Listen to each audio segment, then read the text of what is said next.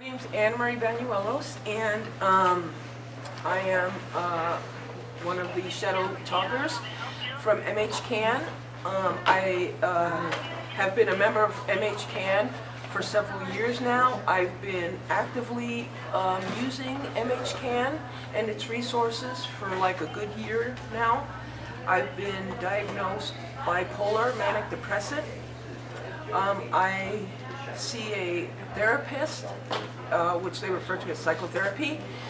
I choose to do that as opposed to taking medication for my bipolarism, because I have taken meds before and I had bad experience with the side effects.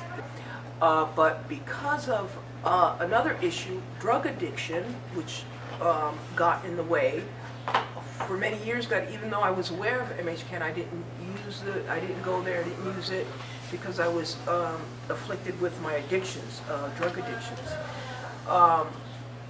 And so in my past, when I've attempted sobriety from drug addiction, I go gung-ho with both feet in and wholeheartedly, and then I start, one time I did it and I was almost at a year, and then I got hit with severe depression. So bad that I couldn't even get out of bed. All I could do was cry. And I don't wish that on my worst enemy. And then they say, okay, so now get on meds, because coming off of drugs and stuff, you're gonna be imbalanced, number one, and then if you've been diagnosed, so all the more.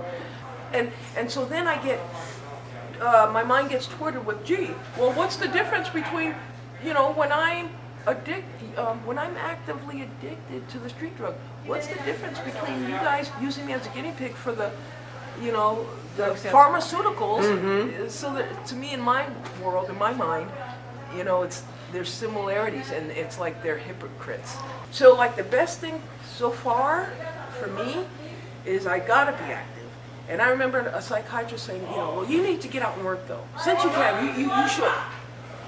Well, being reliable, I have issues with that because with my insomnia and stuff. So I don't feel I can validly hold down a job and be a responsible person like I would like to be. So I get to be as active as I can, and I appreciate like the shadow speaking, and other little odd jobs. And then for me, I've got to stay active. I do best when I'm active with groups and therapy, when I get out and I socialize, when I'm talking with other people, people with similarities, commonalities. We bounce ideas off of one another. And the point is that I need to surround myself around those whom are being productive, whom are mentally in a healthy-minded people. They're thinking healthy, instead of those who are still dwelling on, I need to be around productive people. And so isolation would be the worst thing for me. And so for me, I honestly feel that, there's so much hope for me, and I don't have to be bowed down by medications or drugs. And there's hope for me for not only my mental issues and emotional, but also, for my drug stuff. I mean, I don't need to take another pile of medications to get rid of this other drug, for these drug addictions and stuff. I think just connecting with other people, getting out, and touching on these things, these emotional issues that bother me, that and facing with the anxieties and stuff, and being around others who know exactly what it feels like to have that anxiety. And I know because when I hear you speak, I know you know. So that's how I know, from your experiences. So you could sit there, oh yeah, I know what you're saying, like psychiatrists, oh yeah, I know. But really you don't, because as we're talking, you're clueless.